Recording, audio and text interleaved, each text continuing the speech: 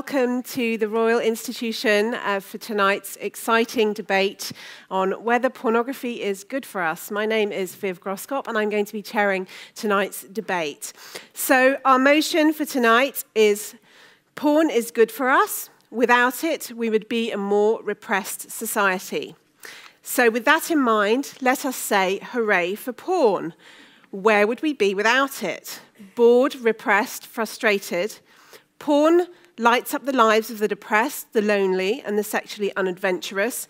It spices up dull marriages. It brings excitement to relationships. It tells us where to look and where to touch. On the other hand, is Pornland really such a nice place to be? Far from nailing a lie, isn't porn selling a lie? That women are always eager and willing to engage in extreme practices, that bodies are always tanned and buffed, breasts are always pert, orgasms always explosive. And to attract the restless voyeur, internet porn in particular is having to up the ante. Cybersex is getting ever harsher, more degrading, more extreme. What kind of a warped, desensitized view of human intimacy does this offer up to our children? So, great liberator of the libido, or a blight on our intimate lives? Tonight, we'll hear from a pornographic filmmaker, a renowned addiction therapist, and two academic experts on both sides of the argument. But first of all, I'd just like to explain a procedure for tonight. On the way in, you will have all voted using one of these voting slips. And when we've heard from all of the speakers, we'll be announcing the results of that vote so that we know what the feelings of the audience are when you were coming into the room. So before then, we'll be hearing from each of the speakers who each have 9 minutes to plead their cause for and against. Then we'll hear the pre-vote, and then we'll take some questions from the audience so that we can see how your feelings are on this subject, and you'll have a chance to quiz the panel. We'll then be asking you to vote again. So after questions have been taken from the floor, ushers will be going around and asking you to pick these up. And if you don't know, don't touch your card. So leave your card untouched for now, and then you just rip it to vote for or against. And then we'll have closing remarks of 2 minutes from each of the speakers, and then we'll reveal the final vote so that we can know how your minds have been changed, because this motion really is for you to decide. So let me then welcome our first speaker for the motion. She's a pornographic film director who works under the pseudonym Anna Span. She runs a campaign site for erotic workers called www.weconsent.org, which campaigns against moral panics and anti-erotic industry legislation. Please welcome to the podium Anna Arrowsmith.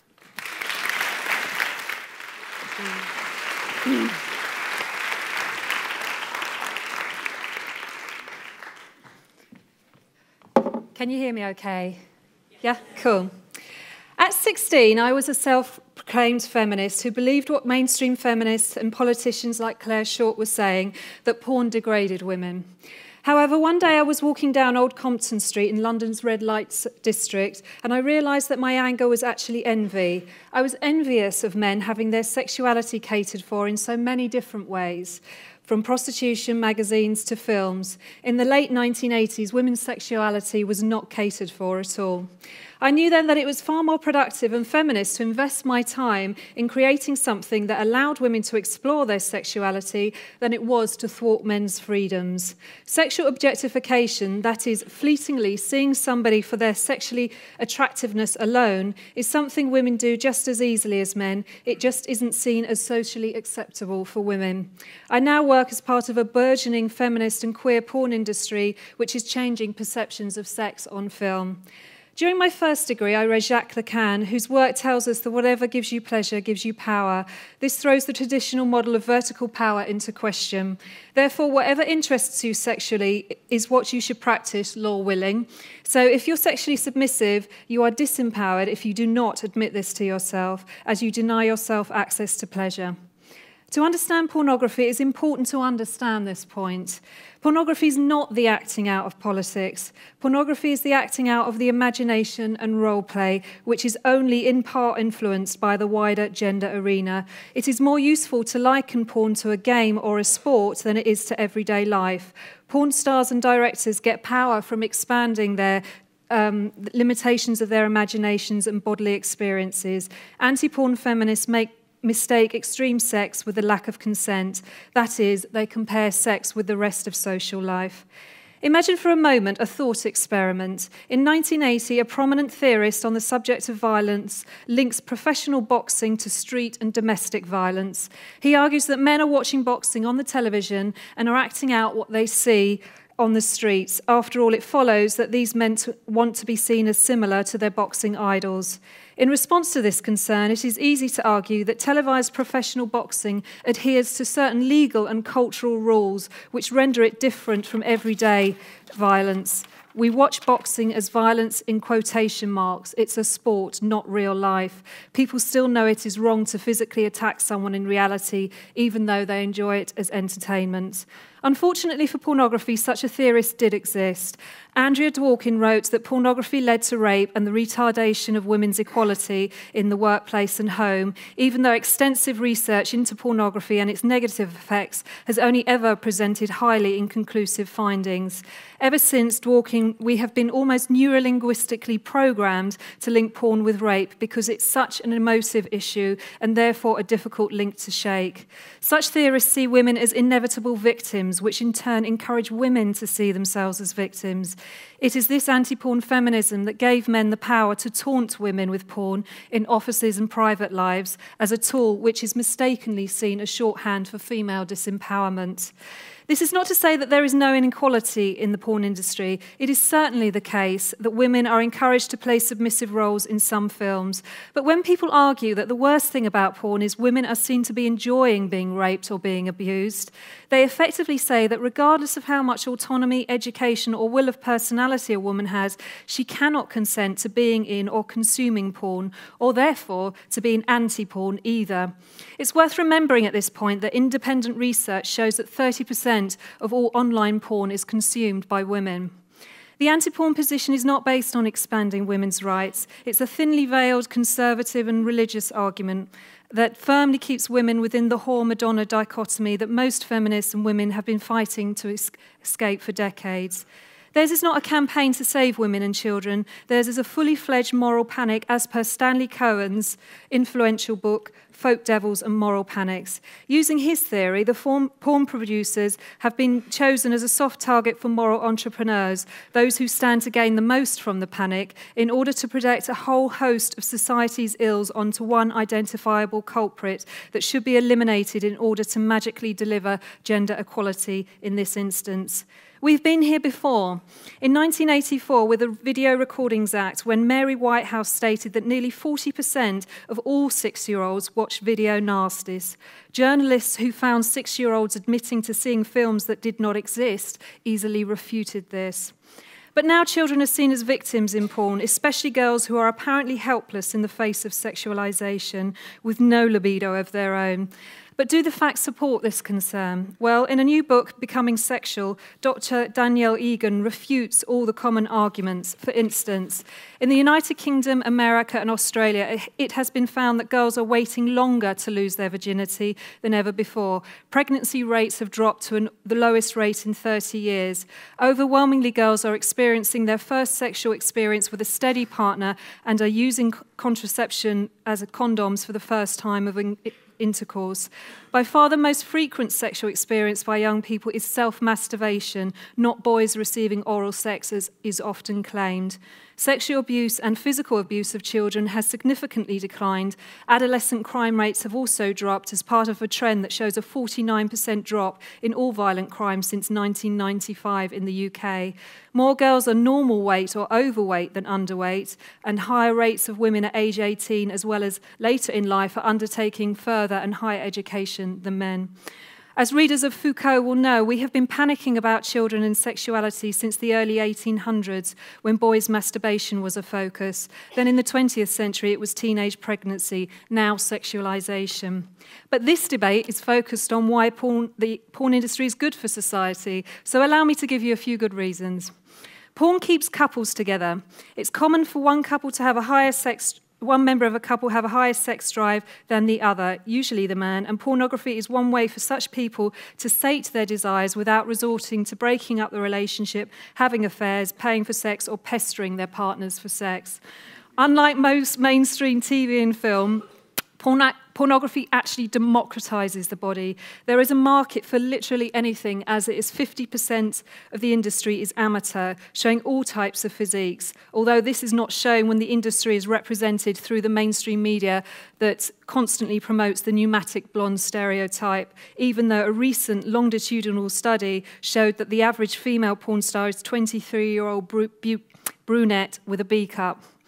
I often say to women who don't like something about themselves, for instance, body hair or body size, stick it into a search engine and add the word porn next to it, and you will find a whole host of sites that think this is the most attractive thing about you. Porn democratizes sex acts too, making sexual acts less shameful in society. Women used to be blamed for anything that was not entirely vanilla. Now it's more about personal taste. The pro- and anti-porn industries pays the wages of hundreds of thousands of taxpayers. Pornography continually develops and popularizes new technology, which we all owe a debt for. Pornography is a good vehicle for learning about the human body in the absence of decent sexual education. It is where most men learn where the clitoris, A-spot, and G-spots are. The porn industry is organised around the women who perform in the films as they decide their limits and are hired on that basis. It's the only industry I know where a woman's period is a good reason to change a shoot date to suit. Being a mother, or indeed being pregnant, simply means you sell to a new and different market.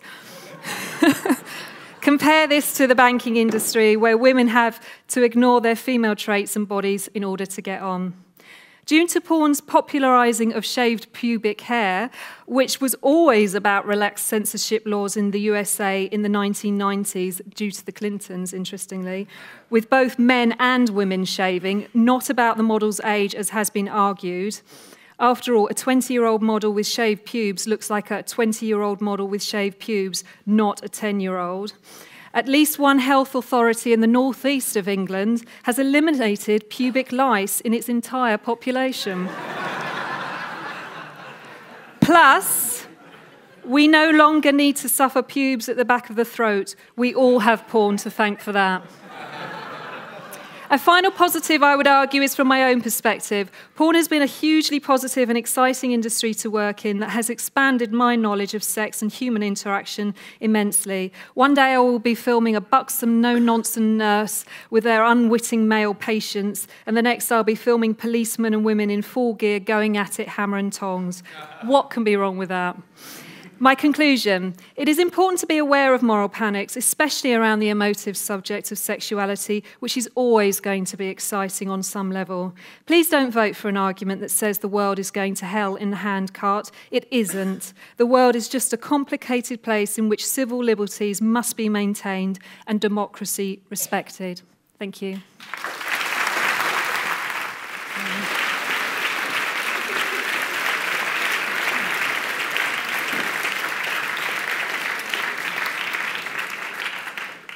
Thank you very much, Anna Arrowsmith. If I could just take a moment to remind you that you are welcome to tweet during this debate using the hashtag IQ2Porn.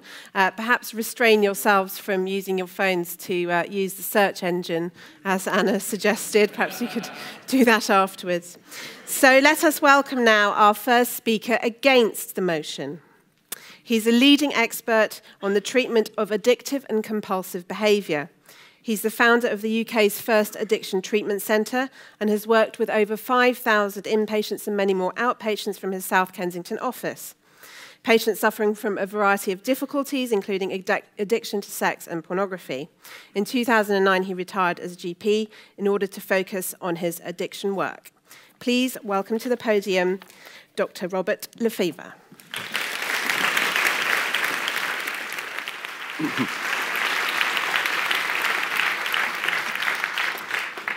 Politically, I'm a libertarian. I don't like rules and regulations affecting individuals. There are two caveats. The first is where it affects other people. If my freedom impinges on yours, that's wrong. And the second is rather more tricky. And that's where the person may not be competent to decide what is good or bad. And the obvious example of that is pornography with young children. The child is too young to make an adult decision, an awareness of what's happening. But in my particular field, I was a member of the board of the Libertarian Alliance. But I resigned from it because I recognize that with addiction, there's no liberty. We're trapped in our addiction. It's not a lifestyle choice. It's a compulsive behavior. Consequently, it's very important for us to be able to define what addiction really is, because this is not a small problem. Overall, it's estimated that something between 10 and 15% of the population have addiction problems.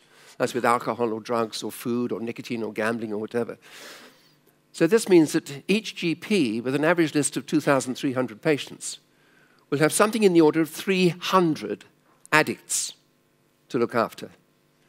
And if the experience of today's medical students was any different from mine, I had not one single lesson in 6 years on addiction. And incidentally, as a GP, I had not one lesson on counselling either. So we're putting doctors into the front line to look after massive numbers of people with addiction.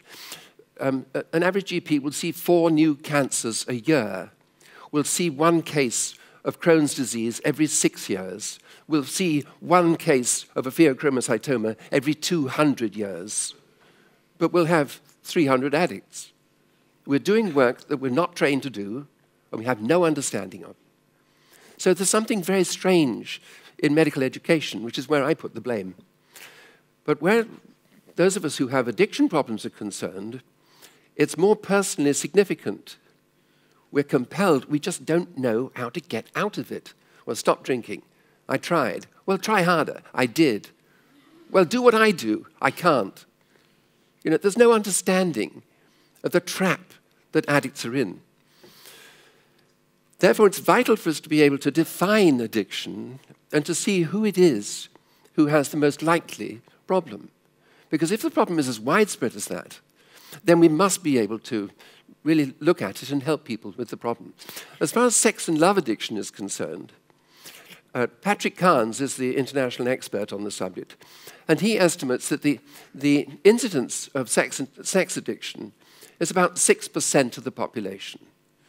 That 6% are using sex for addictive purposes rather than for pleasure or for happiness or fulfillment. I've worked with Patrick Carnes. I spent a week with him, and I very much admire him as someone who's really trying to talk about a difficult subject.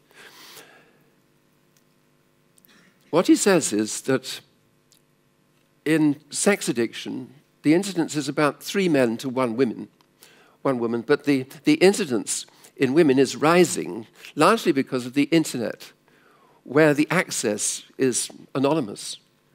And so there are more women becoming sex addicts nowadays than previously. There are 12 addictive characteristics, which I won't go through now. If you're interested in them, you can look them up on my website. But these characteristics will define who is an addict and who is not. I saw a patient earlier today who had absolutely not 1 ounce of addiction. And I thought, well, how odd. Because I'm not like that. I'm full of it. I'm riddled with addiction. But I don't do addictive things nowadays. You know, it's a choice in terms of behavior that I can do now that is constructive, whereas previous behavior that I did that was very destructive. As far as the sex and love addiction is concerned, what Patrick Carnes has pointed out is that we really need to recognize that all addiction is progressive and destructive. There's no little bit of addiction. It's all progressive and destructive. It's just a matter of when. But we shouldn't penalize everybody just because of the behavior of some people. This is what governments do. They have health warnings on everything. Well, the health warnings have no interest to me whatever, and even though I'm a doctor. I was smoking 30 cigarettes a day when I was looking after patients on the heart ward. You know, I'm an addict. That's just the way I am. Thank God I was never a sex and love addict, so that didn't happen. But people would say to me, sometimes, oh, wouldn't mind a bit of that. God, no. I said, oh yeah, really? Do you want to know the suicide rate of people with sex and love addiction? It is significant. It's a very high suicide rate. And you can see why. It's because people destroy their own personal relationships if they're sex and love addicts. And the typical example is, like some sex, dear? No, thanks. Would you mind lying down while I have some? You know, that is not a close relationship. That's using somebody as a drug. And that's very destructive. And ultimately, you finish up with a lot of very lonely old people. So what we need to do is to find a way of identifying these people. As I've said on my website, you can see how that can be done. But the government still comes out with all these regulations, all these pious hopes that they can show wonderful examples of how moral behavior is going to change the world. No, that's not what it's about. We need to identify those specific individuals who have an addiction problem and treat them appropriately. Then the rest of the population can get on and do what they want, provided, as I said, that it's not damaging other people and that people who are doing something are competent to make adult decisions. Addicts will only change our behavior when we're in pain. I was 47 years old when I got into recovery from my addiction for something that could have been diagnosed when I was 7. Now that's wrong. The lack of understanding of what addiction really is to blame. Medical schools are to blame. The legalization or illegalization of various addictive behaviors, like drugs and so on, is a necessary part, believe it or not, of liberty. Because only that way do people accumulate sufficient pain to say, oh shit, I think I may need to change my behavior. So it's odd that here's me as a libertarian saying that we should keep some things illegal. Because I'm using it as a medical intervention. To say, only when you've done this and that and the other and all the rest of it and got yourself into real pain, will you eventually face up to the fact you need to change your behavior. Otherwise, you're going to be in big trouble. Just before I came here, I was dealing with a mother of a young man who's actually not that young, he's 40. But, well, compared to some of us, he's getting into a lot of trouble. And what are we going to do for him? Nothing. Why not? Because he's below the radar. He's in work, he's earning a living, he's got a car in the garage, he's got all the rest of it. It's not going to help him. He needs confrontation. As a GP in central London, I had my own private laboratory. So I've looked after a lot of sex workers, of swingers, of sex addicts. My favorite sex worker was a child psychologist. I thought she had ideal training for the work that she did. She was great. I have a lot of time for these people because I'm a doctor, damn it. I don't make moral judgments on other people's behavior. However, as an individual, I was married for 48.5 years until my wife died of a stroke. That was wrong. I'm married again now, and my wife Pat, who's just here, and I hope that we'll hit the ton, well, at least the half century, and get to our golden wedding anniversary. I'll be 125, she'll be 123. But why not? Why not? We're young. What I'm saying is, we're happy. And I believe a major part of that is that pornography has played no part in my life, and that addictive substances and processes no longer play a part at all. This is the happiness that I want to share with other people. Thank you.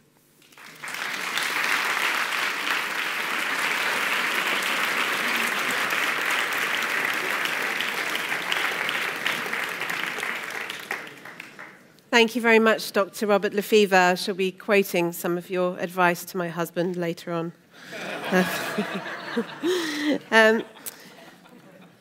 Our second speaker for the motion is Reader in Sexualities and Culture at the University of Sunderland. Her research focuses on the everyday uses of pornography and how people who use it feel that it fits into their lives. She's the author of the first large-scale study of audiences engaging with sexual media and is currently writing up the results of a survey of more than 5,000 respondents. She's the co-editor of the academic quarterly journal Porn Studies. Please welcome to the podium Dr. Clarissa Smith.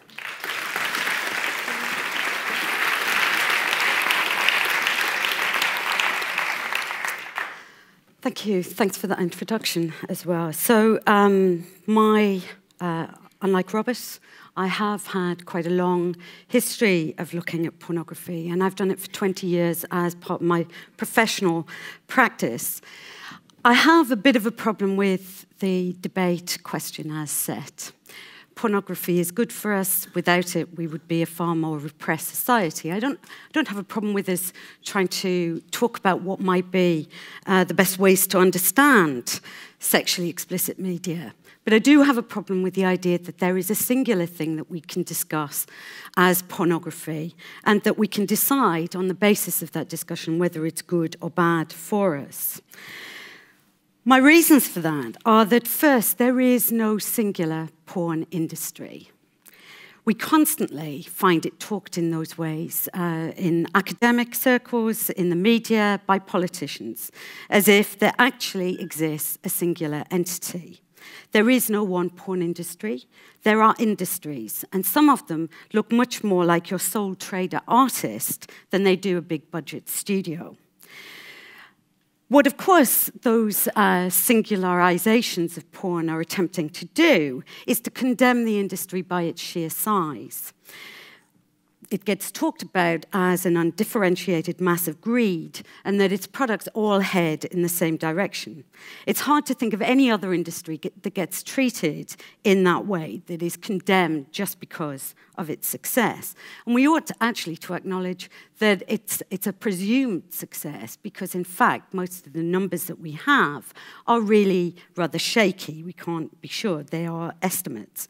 But estimates place the value of the porn industry in the USA at 8 billion and globally at 13 billion. Now, that sounds significant, doesn't it? Except that the USA fast food sector has a value of over 110 billion per year. The largest grossing film of all time, Avatar, grossed 2.7 billion on its own, and Hollywood's global profit exceeds 100 million. Hollywood alone, okay, its global profit exceeds 100 billion per year.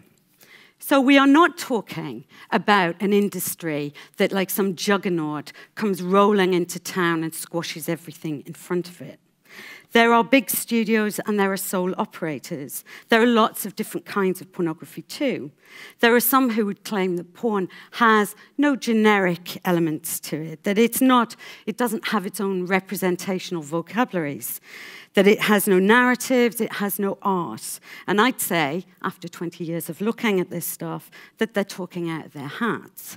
There are varieties of pornography, from the most obvious, amateur, alt, queer, straight, those based on practices, orientations, or styles of body, but also diversification in modes of distribution, the free sites online, shared community spaces, magazines, because believe it or not, actually some people still prefer to get their sexy times from a magazine. And actually there are still those people who prefer to find it accidentally in bushes, in parks and stuff. The porn fairies deliveries are still looked for by some people. And then there are DVDs and there are other kinds of productions too. And in DVDs, we've got huge production numbers like Michael Nin's The Four, or punky vignettes like Jack the Zipper's Blacklight Beauty, Jiz Lee's genderqueer, genderfuck alternative porn. There's Fuck for Forest ethical porn, Miss Naughty's porn for women. We could also mention Anna's work. Clown porn, furry porn, parody porn. There are all kinds of pornographies out there, and they have their own imperatives. And you'll have noticed, actually, that I haven't actually divided that up into sexual orientations there, and we could do that too. And people make choices about the porn they view.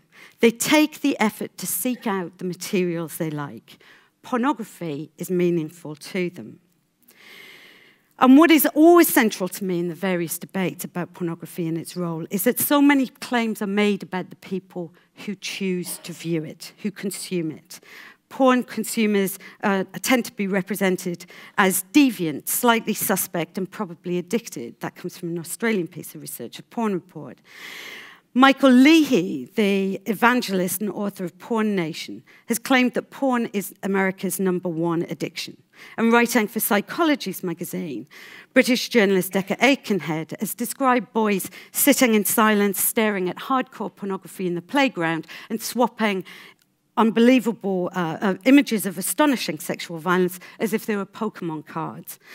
Along with this, we have the Australian parenting author Steve Biddulph, who claims that porn is responsible for one of the most depressed, anxious, and lonely generations of young people ever to inhabit the earth.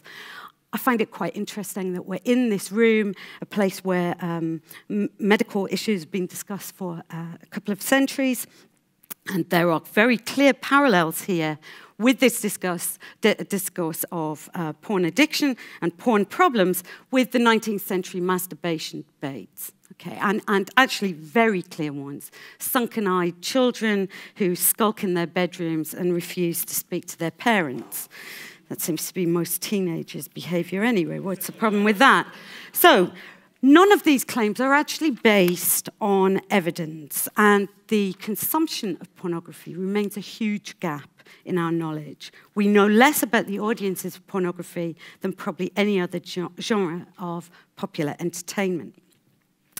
And as the introduction said, my own research has tried to get at people's everyday engagements with porn and how they do that, and why they do that, and how it fits into their lives, how it makes a difference to them. And most recently, that has been through this project that we launched online at pornresearch.org, and to which we got more than 5,500 responses. The picture that emerges from that research is seriously at odds with the most familiar representations of pornography audiences. One of the main motives for us in completing that research, I did it with two colleagues, Fiona Atwood and Martin Barker, both of whom are very respected in the areas of taboo media. One of the main motives for our research was that porn research has been completely dominated by artificial and highly judgmental ways of investigating, and that they simply won't ask ordinary people what they enjoy about porn. It's been very instructive in the last 5 years to take part in policy debates where everybody talks about pornography and claims never to have looked at it themselves, but knows exactly what it is that every user is doing with it, and to know best what would be the thing to do with them too, right? So there are real problems with this. That kind of research, that kind of talk, judges from afar and effectively presumes consumers to be incompetent and damaged. Okay, so our respondents were incredibly open with us. They were fantastically generous with their time. They told us about their histories and their lives. And what comes out of that is that porn is an important leisure activity for many people. And it is representative of wider changing attitudes to sex, relationships, identity, the body, and the place of technologies in intimate life.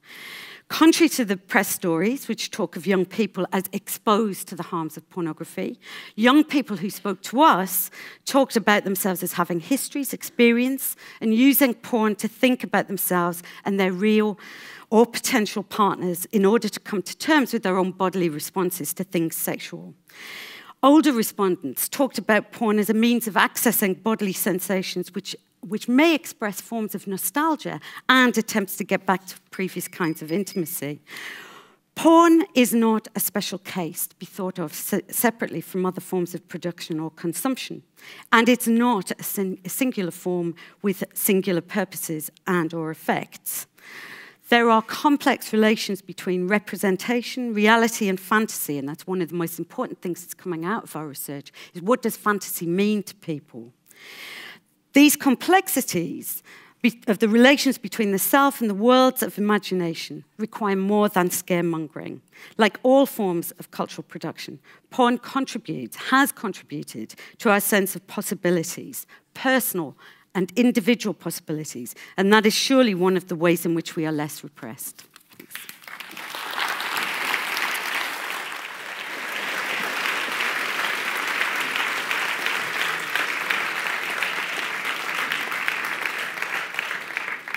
Thank you, Dr. Clarissa Smith. I was just thinking it must surely be the only time in the Royal Institution that furry porn has been referenced, or perhaps not. Finally, our second speaker against the motion.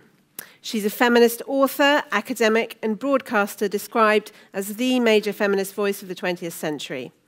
Her ideas have created controversy ever since her book, The Female Eunuch, became a bestseller in 1970. She's now a Special Fellow of Newnham College, Cambridge.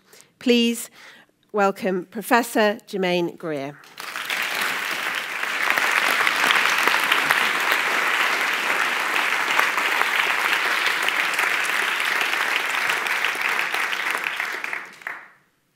I suppose I ought to confess that I have been a pornographer, completely failed, wanted to replace the agenda of screw with a non-sadistic agenda of suck.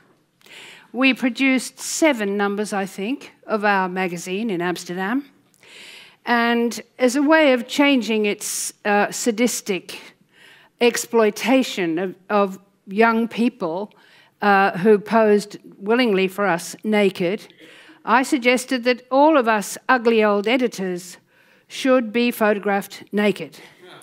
The only one of us who had any kind of public profile was me, so I had to think hard about how to do the photograph. And I had to make sure that it couldn't be ripped off by the commercial soft porn industry. So I had already explained to Playboy, who offered me a gatefold, that I would do it if I could stand with my back to the camera and look at the lens through my knees. It took them a while to figure that out, because as usual, they'd forgotten that women have anuses. You might have noticed that. And so they said they thought they weren't ready for that. But Suck was ready for that, and I did do it. Unfortunately, you can't change the iron reality of what is, as has been explained, a business.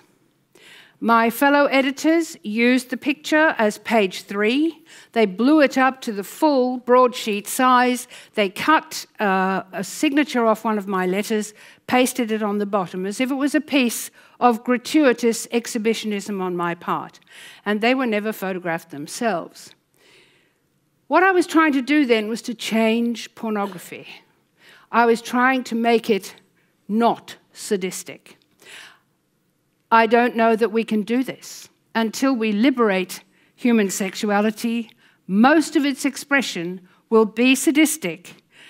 And commercial porn is no different. It's predicated on penetration. Whether the penetration is of women, men, or animals, or children, the person who is penetrated is degraded by the interaction. Until we actually change our own sexual culture, we can't change that. We can't change that by pretending that it's been changed. The motion, in my view, is upside down. Pornography doesn't make us less repressed. Pornography is a way of making money out of the fact that we are repressed. Not for nothing is the cum shot known as the money shot. Pornography, we get confused when we talk about it as a style or a genre. I'm in favour of erotic art. I am desperate to find a way to reincorporate sexuality in the narrative that we give of our lives, and it's virtually impossible, because for some reason it gets hived off into this special realm. Pornography is not a style or a genre, it's a business. The target customer, regardless of whether the depicted act involves women, men, children, or animals, is male. The need for pornography arises from our sexual incapacity. Now, I'm not going to do a men are from Mars and women are from Venus number here, but we have a problem of misunderstanding each other and having sexualities that are not symmetrical. Pornography perpetuates the stereotypic notion of sexual intercourse as essentially penetrative. The penis is rock hard, even though in most of the porn films I've seen, and I was a judge at the Wet Dream Film Festival in Amsterdam in 1972, in most of the films I've been made to watch, the penis is distinctly rubbery. Now that we have hard disk video cameras that can record 7 hours without changing the mag, maybe it's not as rubbery as it used to be. Maybe we can actually stay with it till we get to the money shot. But the other problem is that the behavior of the female, usually in these interactions, has been laid down God knows when. I've also been a judge of video discs made by celebrities in which practically every woman made the little animal cries that say, your cock is giving me as much pleasure as it's giving you, which is a lie.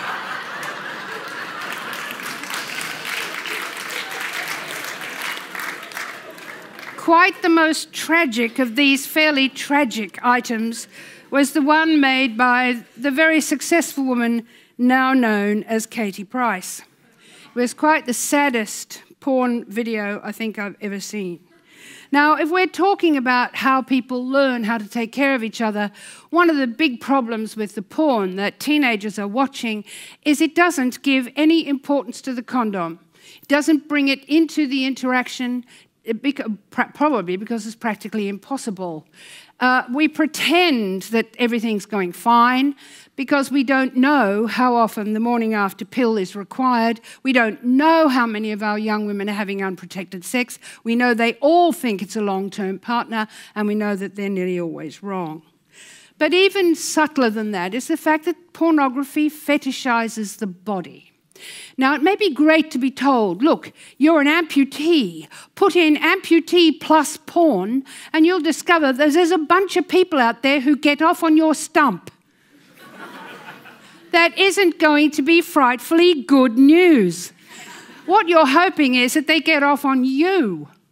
You don't want to be told that you now have become a subclass of a fetish. Likewise, you've got one breast 3 times bigger than the other. You really want someone to make love to you for that reason? Women always believe it's love. They always rely on words. One of the things about pornography is that it's mostly speechless. The thing you remember is not what was done, but what was said. Pornography postulates limitless male potency, which can't be arrived at in the real world. But the really sinister thing about it is that it makes sex easy. It is the psychological equivalent of convenience food. It provides easy, ready-made fantasy to be used in the mechanical relief of sexual tension. The relief is superficial. Masturbation is like housework. It's only to be done again. Repetitive, meaningless. Like convenience food. You stuff food in your mouth whenever you think you might want it, but it doesn't satisfy. You are never replete, you are never hungry. Real encounters carry with them the possibility of rejection, of humiliation, of being deceived, exploited, of being impotent. They are adventures. Sex is a blood sport. We approach each other with trepidation. As intimacy intensifies, the possibility of hurt becomes greater. We encounter jealousy, the most debilitating illness of all. Pornography is your paper doll, the gal that other fellows cannot steal. Pornography won't betray you. It won't dump you. Sex is as difficult as conversation, with as great a propensity for going wrong. Pornography replaces the uncertainty of real encounters with real people with stereotypical fantasy. Relief of tension is assured, but ecstasy is out of reach, out of sight, unimaginable. Passion is a concept emptied of significance. Commitment is not an issue. The sexual revolution didn't liberate sex, it liberated pornography. Ready-made sexual fantasy appeared on every bookstand. A huge industry developed. much huger, I think, than we realize. Pornography is part of the marketing of prostitution, and it bleeds back into real life. Reality becomes an unpleasant surprise. Little girls are trying to assuage the anxieties of their young boyfriends. They're desperate to have a full Brazilian aged 13.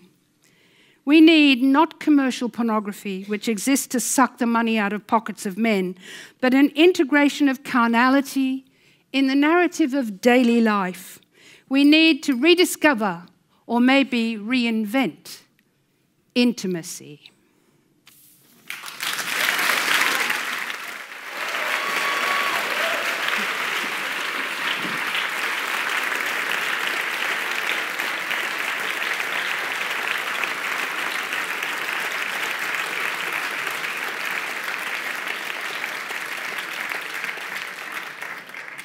Thank you very much, Professor Germaine Greer. Now, before I sit down and we open questions to the floor, I'd just like to reveal the results of the pre-vote.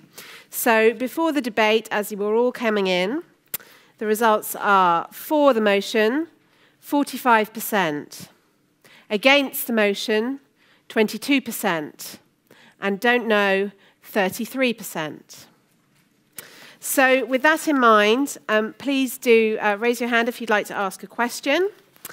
It would be great if you could very briefly say your name and say whether you're for or against the motion or undecided.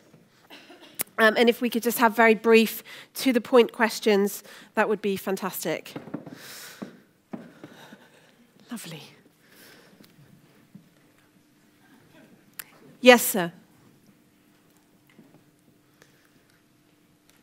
I'm interested in the comments that have been made about the commercial side of pornography.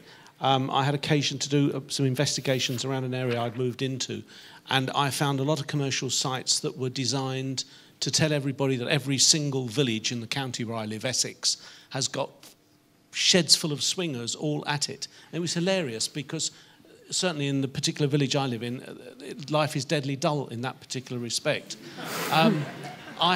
I have a background involving farming and artificial insemination in animals and persuading male animals to do unnatural things in order that we can have cheaper food. I've also written about boys who've been abandoned by fathers. Thank you, sir. Can we take your name and whether you're for or against the motion? I'm against the motion. My name is Peter Inson, I-N-S-O-N. Thank you. And I'd be very One interested... last comment. Sorry. One, just wrap up quickly. Yeah. I'd be interested to hear more about this commercial push, because I don't understand why people have to be told what they want and what they might like. Okay, certainly thank by you. Commercial organisations. Thank you. I'll take a question from this lady over here. I'm against the motion. I just wonder, my question is, how do we do it practically? When we look at democracy...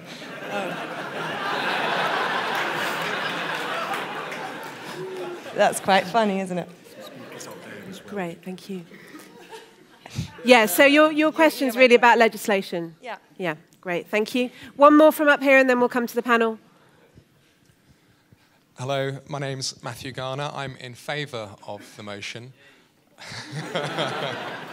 A brief comment, mostly focusing on what our final speaker, Professor Greer, had to say. The concluding remark you made was in connection with rediscovering a range of carnality and sexual expression and a kind of a more democratic and perhaps less oppressive, in your view, view of human expression of sexuality.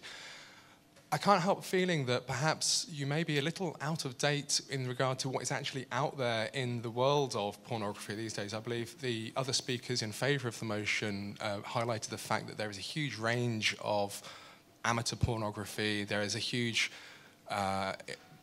drive amongst certain sectors of the population to record and to celebrate their sexuality. And if you are looking at what pornography actually exists, then you'll find that it isn't just this... I'm afraid I don't really recognise this notion that you have of the subjugation of women as a default, the focus on penis and vagina sex, the idea that women are inherently and always degraded and submissive in this. I just don't think you're up to date on that regard. That's great. Thank you very much. Picking up on Peter's point, I'd like to put this to Anna Arrowsmith. As Professor Germaine Greer said, pornography is a way of making money out of the fact that we are repressed. So could you say something in response to the question about commercialism? Well, actually, I think the thing is that porn is actually part, as you mentioned, swinging. But I was going to use a metaphor and say vehicular sex as well, or shall I just say dogging? I mean, it's happening, you know, everywhere. Porn is just part of what I would call a sort of silent sexual revolution that's going on. And I would disagree with Germaine saying that it didn't free people. I think, you know, it didn't free people equally, but we have found, especially in the last 10 to 15 years, women are getting, I mean, swinging, if you look at the industry, is really, well, if you call it an industry, is really run by a female desire to sort of meet other men. And so I actually think that porn is just part of that, and a lot of it isn't for money. I mean, you know, people aren't making money out of dogging, and people just want Germaine Greer, can I go to you? People are not making money out of this. It's not about money. Well, the difficulty is, and we said something about this before, the difficulty is about the definition. Dogging is not pornography. Being involved in actual sexual activity is not pornography. Pornos, prostitute, graphos, or however it goes in Greek, I write. We've got to be sure what this is. I mean, that's why I chose, it's not sexual activity. That's not what we're talking about. We're talking about the creation of a kind of literature, film, etc., etc., always at one remove. That's what makes it safe. Going with a prostitute involves you entering into her social milieu, taking a risk, all kinds of risks. She lives in a very dangerous environment, unless she's a very fortunate kind of upper-class, expensive prostitute. Going there is one kind of adventure. Reading about it, pretending, seeing a picture of her, means that you can, in fantasy, enter into that completely non-committal arrangement without running any personal risk. Now, ultimately, we've got to be prepared to countenance risk in personal relationships. They're risky things. You get hurt. You have to persevere. You have to understand that this person can throw you right off beam when you think you're getting somewhere with her or him because of something that is said or something that is done or because of what's happened to that person before. Sex is really difficult. And the problem with pornography is it makes it seem easy. Dr. Smith wanted to say something quickly. Yeah, I wanted to pull back on two of the points that were made. Actually, there's a lot of assumptions here that the only kinds of pornography that exist are heterosexual, that's what we're talking about. And the fact is that actually there's an awful lot of porn out there that speaks to sexual minorities and does so in ways precisely because they are repressed and precisely because they do need to be told that it is okay to do things in ways that are not validated within the wider culture. And that's one of the ways in which actually it is very clear that porn it may not be responsible for our toleration, our understanding now of alternative sexualities, but it has certainly gone hand in hand with that increasing toleration. And I think sometimes the absolute literalness of the definition of porn as the writing of whores actually misses, or prostitutes, misses absolutely what is going on in pornography and the varieties of it and the ways that it speaks to communities. And that's actually the point about the dogging site or the swinging site, is that it's about community and intimacies within those communities. If you're outside it, you don't understand it. But that doesn't mean to say you know anything about those people, right? And we should be clear that we are talking about people whose life choices may not be the same as ours, and they are no less appropriate and good for all of that, and intimate, and carnal, and all of those lovely things that we might all want for ourselves. Can I come to Dr. Lefever for a response to the question about legislation? What can we practically do?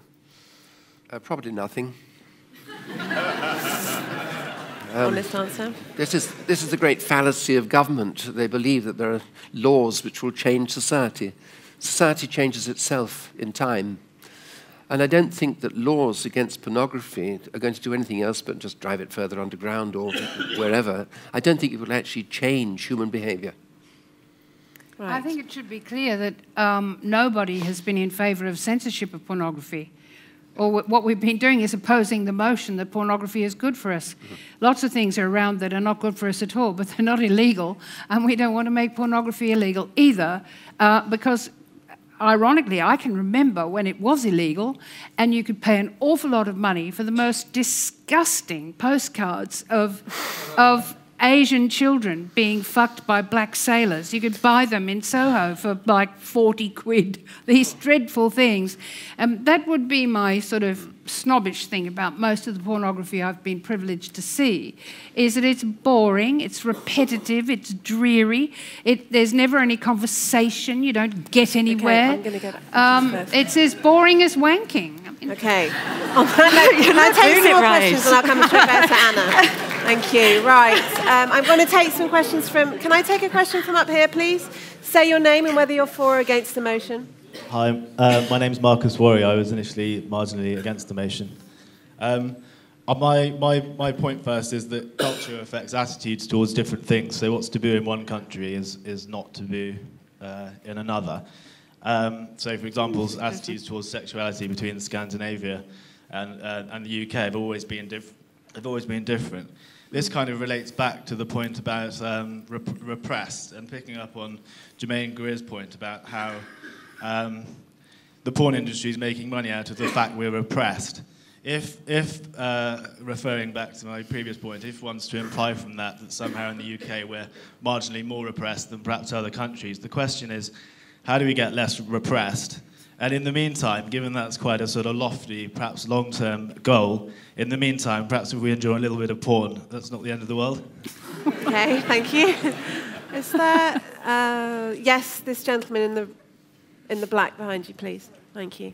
Yeah, thank you. I'm Daniel Doveton, and I'm mildly for the motion. But Germaine Greer was talking in her discussion of pornography, was bringing in paedophilia and bestiality as some of the more extreme forms. But in fact, through legislative developments, I mean, pornography has largely cleaned up its act. And I think that needs to be brought into the discussion. I don't think, if you look on the internet, you won't find a lot of bestiality and paedophilia in this country, at least on open kind of sites. So I think the situation has dramatically changed in that respect, and I think we need to pay attention to that. Okay, thank you. And the gentleman in front of you. Thank you. I'm Florian de Teresa, and I'm still undecided. But I think it's worthwhile noting that there's a documentary called Life After Pornography that interviews 5 porno people and looks at their lives, and I think all of them were quite destroyed, you know, so just from the people that participate actively in it, I think that's one perspective. And then a different perspective is the users in common. I think the doctor made a very good distinction there between, you know, normal and addicted people. I don't know, I think we're all addictive in some shape or form. The part I'm having trouble with the debate is the without it, because it assumes that it is possible, and that leads right to censorship or some form of doing away, which I think we all agree it's not something doable. So I think that's why I have a hard time making up my mind, because I think the question has been framed with a dilemma built in it, which is that there's no without it. It's been around forever, it's a human need, it's one of the fundamental human needs, sexuality. And it's also worth noting the incredible power of self-publishing that's happened today. I mean, I confess I cruise sometimes the internet, and you find housewives with a video cam that are making money. Okay, thank you. So, there it is. Thank you very much for sharing.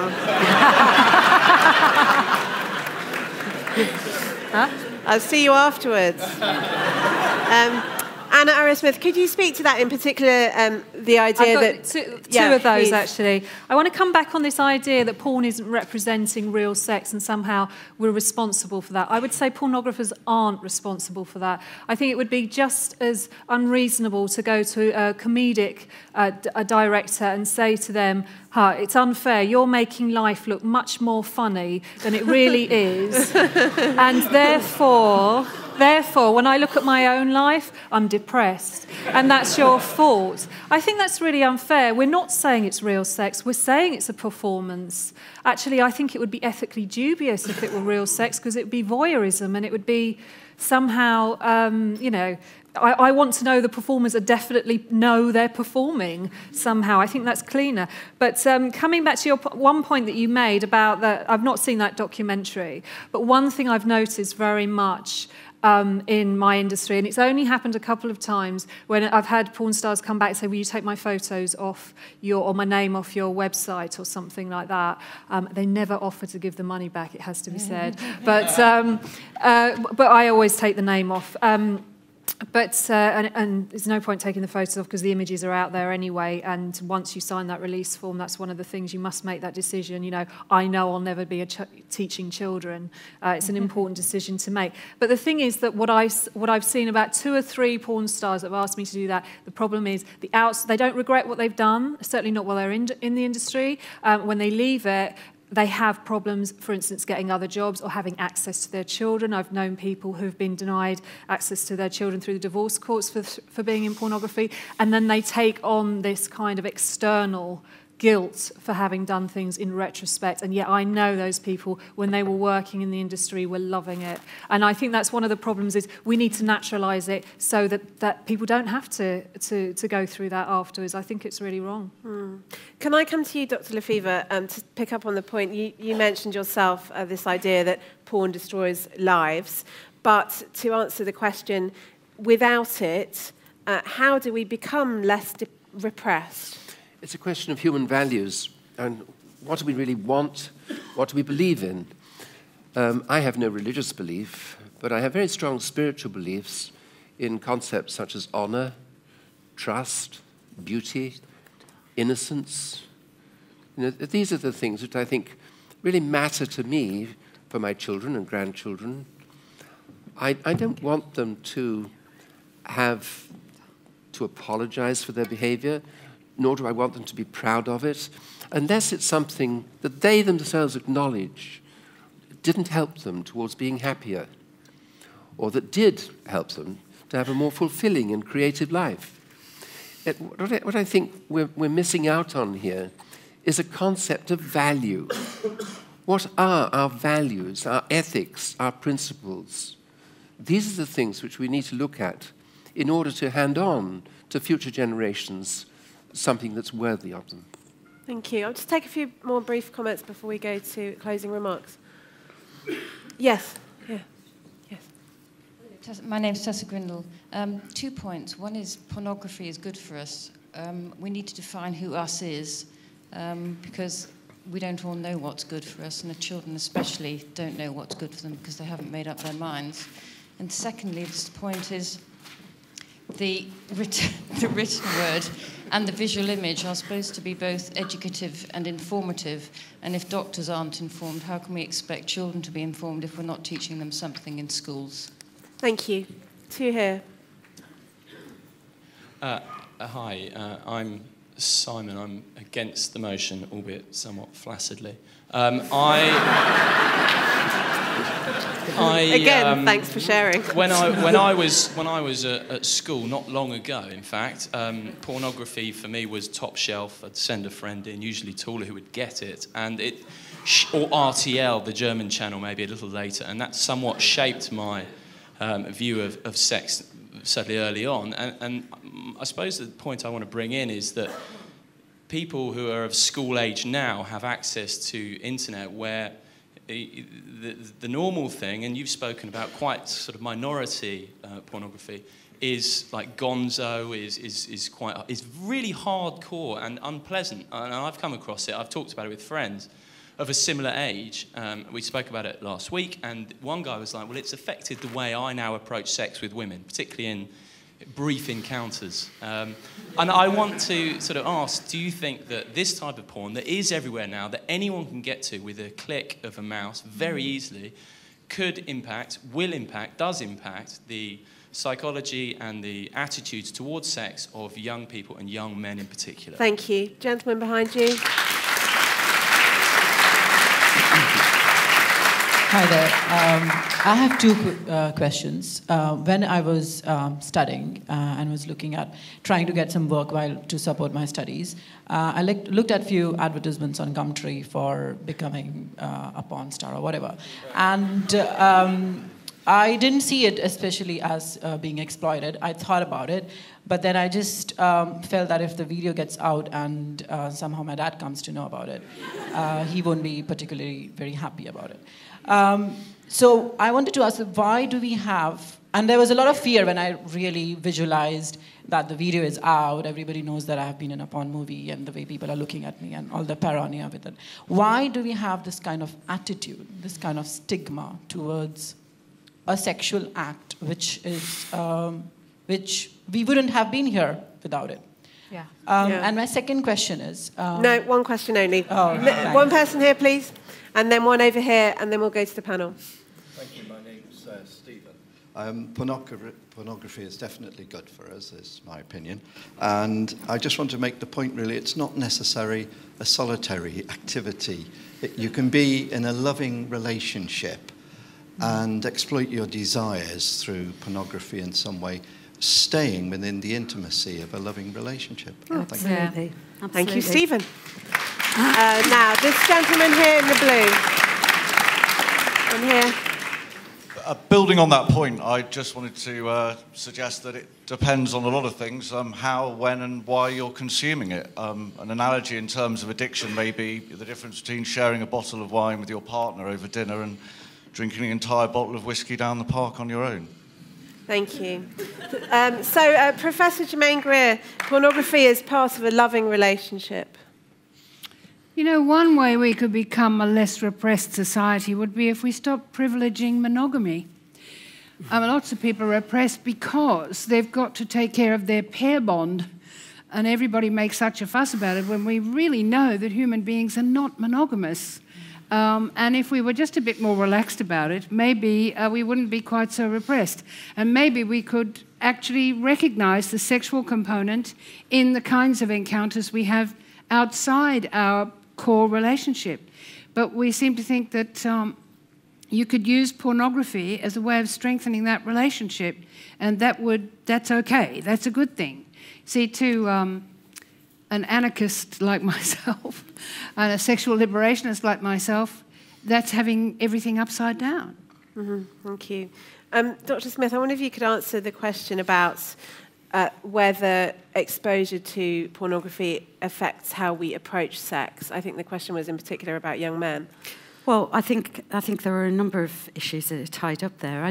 Porn doesn't claim for itself a role as a sex educator, but unfortunately, it has acquired that role. And some of it actually can be very good. The idea that we can see lots of different bodies, lots of different practices, lots of different ways of dealing with bodies is good, because actually within schools there is little or no comprehensive sex and relationship education.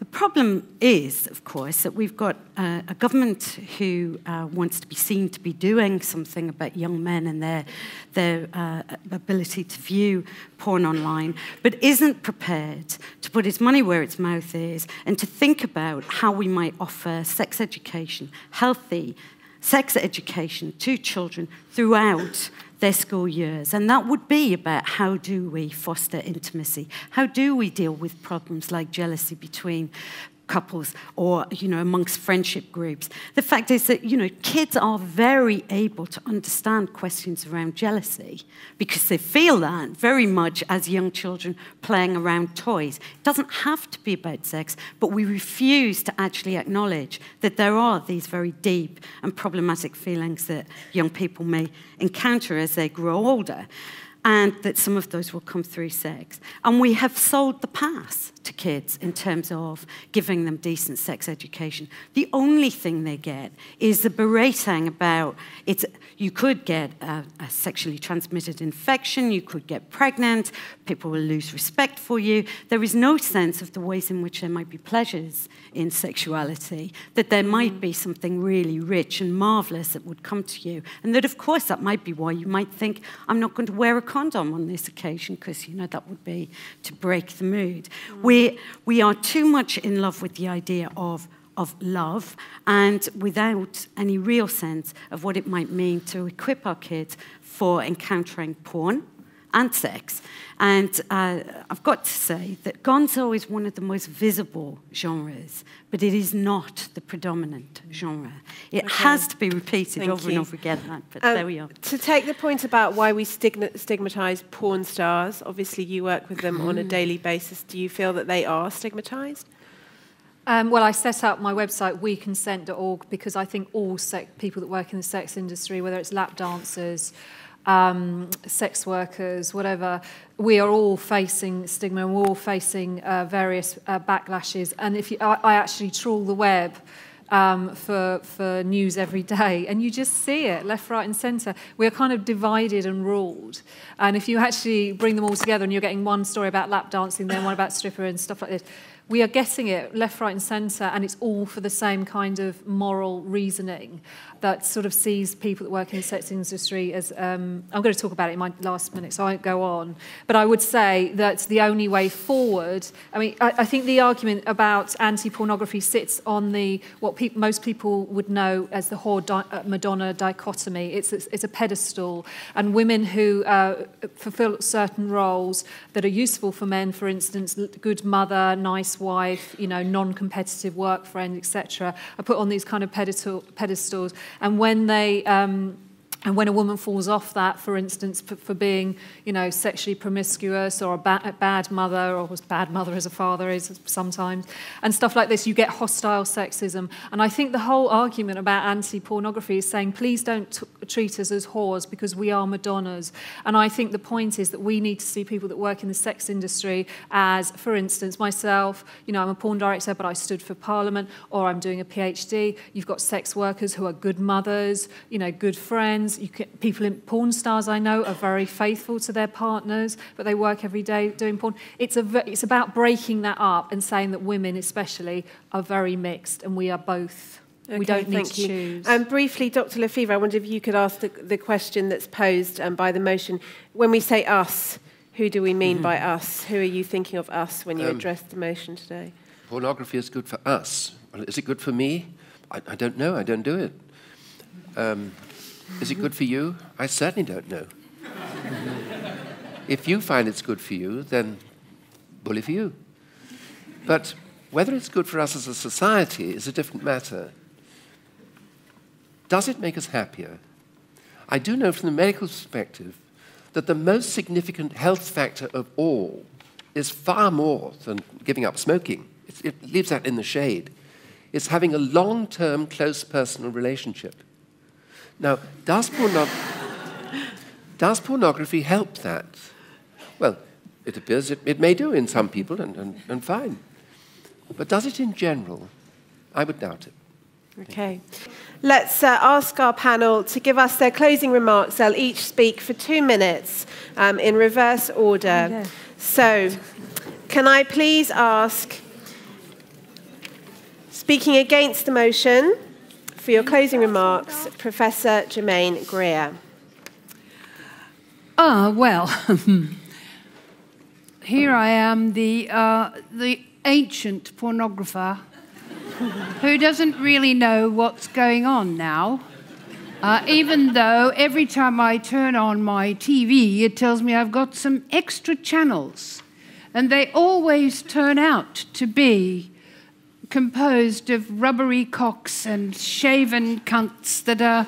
And it says that I can press exit and I don't have to watch it. And every time, it's before breakfast. And I've got this extraordinary sausage-like writhing thing happening. And I wouldn't worry too much about your father recognising you, because in most of them, the man's head isn't in the picture.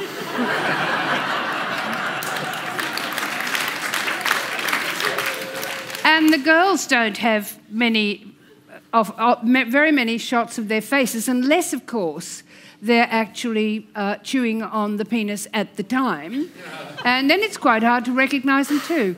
I mean, if what we're talking about is the lumpen McDonald's variety of sexual convenience food, that is what is being dished out, that you can see in your hotel room. I mean, I keep being told that I can find all this special stuff if I spend a long time on the internet looking for it.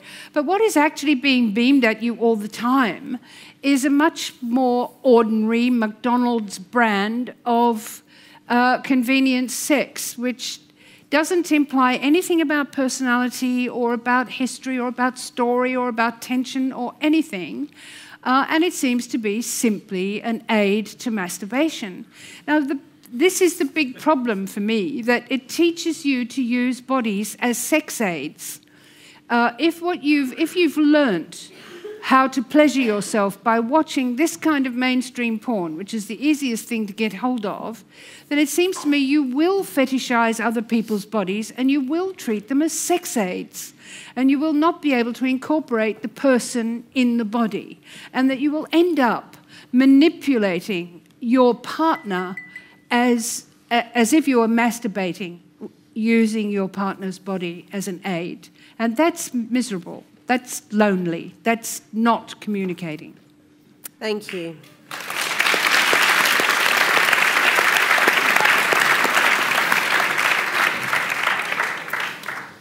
Speaking for the motion, Dr. Clarissa Smith. Well, I have to open mine with the question, what is wrong with masturbation? I don't know why we have such a downer on masturbation. It is obviously sex with someone I love, you know, when I do it myself. There are all kinds of ways in which masturbation may well be good for us, but this idea that somehow masturbation is a problem. Why? How are we to learn what our body's like if we don't engage in masturbation?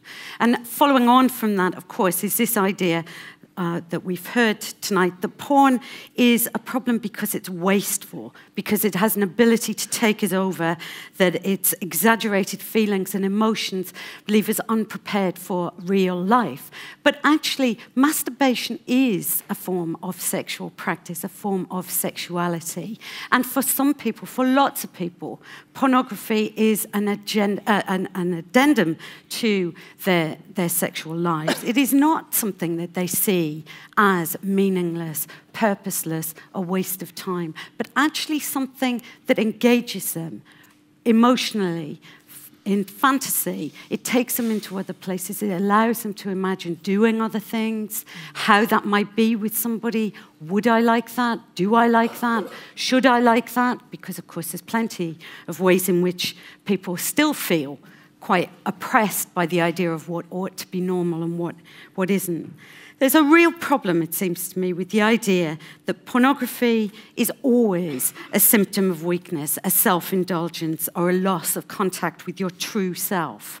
And that's not the picture that comes across when you actually talk to people about their use of pornography. And I should be clear here that people don't talk just in terms of the positives, right? They also talk about the negatives that they've experienced. They do self-diagnose as addicted. There is no doubt that some people have problems with pornography.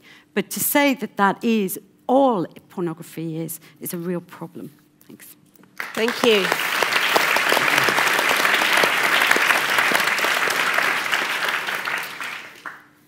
And speaking against the motion in his closing remarks, Dr. Robert Lefever.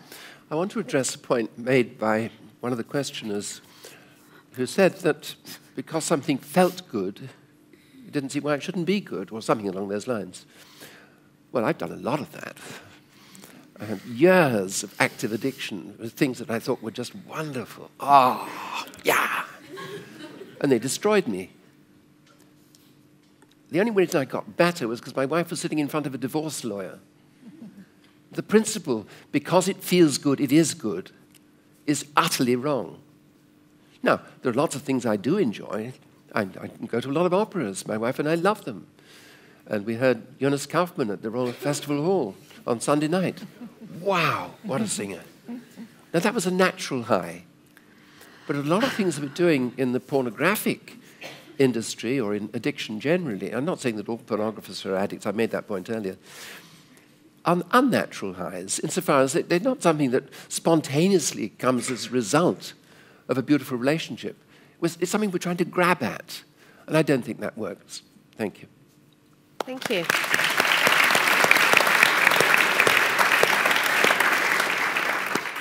And finally, speaking for the motion, Anna Arrowsmith.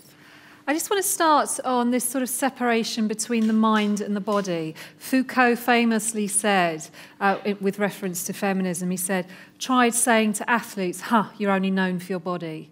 You know, there's nothing wrong with being known for your body. And I think porn stars actually use them in very useful, and they push boundaries and they do things with them that are athletic, at least. And I want to go into a few anecdotes of people that I've met. I was standing at Erotica at the store, and this lady came up and started talking about my porn, and she didn't know I was Anna Span. And she said, I used to be absolutely, I had high sex drive, but I had a low self-esteem, and I slept with every boy in the school when I was sort of 15, 16 years old, and I got a terrible reputation. And she said, and then I just assumed that having a sex drive and being sexually inquisitive was a bad thing, and society said that. And she said, then I found Anna Span's porn, and she's sitting there talking to me like the third person, and she said, and she taught me that you can have sex, good hardcore sex, and it can be respectful, that the women aren't treated badly. And then I explained who I was, and she burst into tears. And she came 2 years later, didn't she? A completely changed person. She'd gone through loads of therapy. Another one, a man emailed me and said that porn, I mean, he used these words. He said, it saved my life. He said, I got cancer of the face. He said, I lost my job, I lost my wife, I lost my family. And he said, if it wasn't for the fact that I could liaise with women on webcams that couldn't see me because I looked so horrendous. He said I literally would have had nobody to interact with, and I would have given up my life. Another case, was standing at Erotica, and a couple came up. She was heavily pregnant, and she said, hug a hoodie, scene 3. She said to me, the pair of them were standing there, and I was extremely proud of that. I just, ending on, I want to ask a couple of questions. If we weren't blaming the pornography for the thwarting of women's rights, or things like that, what else would we be focusing on? We'd be focusing much more on, for instance, gendered representation in everyday advertising and things like that, but also political representation and things that really matter. And the last thing I want to say is, understand this, that from my work with WeConsent.org, when people attack an industry, they attack the people in that industry. It may sound like a separate kind of abstract thing to you. You can have a go at this big capitalist thing. There's nothing wrong with being in industry. We all work in industries. I have no problem with the porn industry making money or not making money. I never understand why people suddenly get very anti-capitalist when they don't against the film industry, for instance. But the point is, when you have a go at an industry, you have a go at us, because from our perspective, you're saying that we are bad people. You're saying we're rape mongers, or we're setting a bad example or something. So please understand the personal cost for that. Thank you.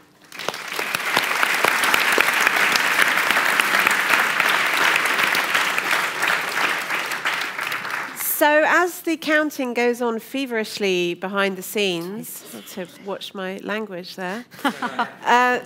Perhaps we'll go back to the floor for a few more comments, even though they can't sway anybody now. If you have a burning but brief... Oh, we've spoken to you, porn star man. We've answered your question. Yes, can we have the gentleman at the back with the beard? I was just wondering, given that actually there's two panellists on either side that are wearing grey, we're talking about repression. I'm wearing grey. Yeah. And I think I'm right in saying that the biggest grossing selling book of almost all time is 50 Shades of Grey. So how do you explain that if we are repressed, or if we're not, and pornography is to blame? I was wondering what the panellists might think about that. One to muse on another time. I'll take one more comment before I reveal the results. A brief comment from somebody burning to speak. Oh, you want to know the results that badly? No, Stephen, you've had your go. I'll speak to you afterwards. Okay, so we'll go to the results. Let me remind you of our results. Oh, would you like to quickly say something?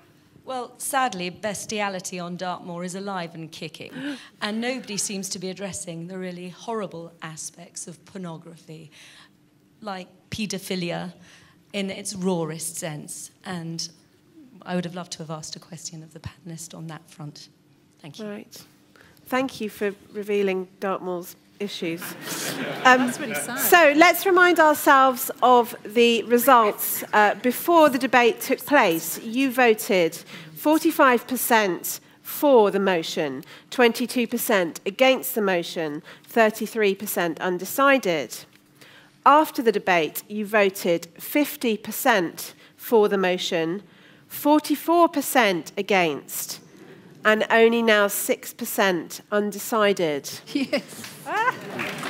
So,